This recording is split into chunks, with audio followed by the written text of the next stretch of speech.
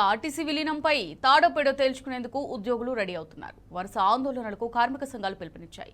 వచ్చే బడ్జెట్ సమావేశాల్లో ఆర్టీసీ విలీనంపై పోరాడాల్సిందేనని స్పష్టం చేశాయి. యూనియన్లను పునరుద్ధరించడంతో పాటు ఆర్టీసీని కాపాడేందుకు కోట్లాది బకాయిలను తక్షణమే విడుదల చేయాలని ఆయా కార్మిక సంఘాల నేతలు పట్టుబడుతున్నారు. ఈ క్రమంలో వరుస ఆందోళనలు, నిరసనలకు పిలుపునిచ్చారు.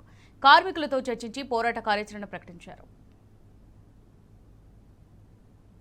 వచ్చే బడ్జెట్లో ఆర్టీసీకి 10,000 కోట్లు కేటాయించాలని, మహాలక్ష్మి నిధులు, ఇతర రాయితీలు చెల్లించి కార్మికులను ఆదుకోవాలని డిమాండ్ చేస్తున్నారు.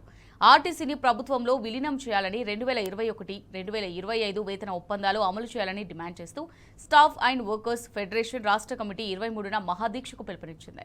ధర్నా చౌక్లో ఒక్కరోజు మహాదీక్ష చేపడుతోంది. ఎలక్ట్రిక్ బస్సులను ఆర్టీసీకి అప్పగించే విషయంలో ఈ నెల 12న సదస్సు నిర్వహించనుంది.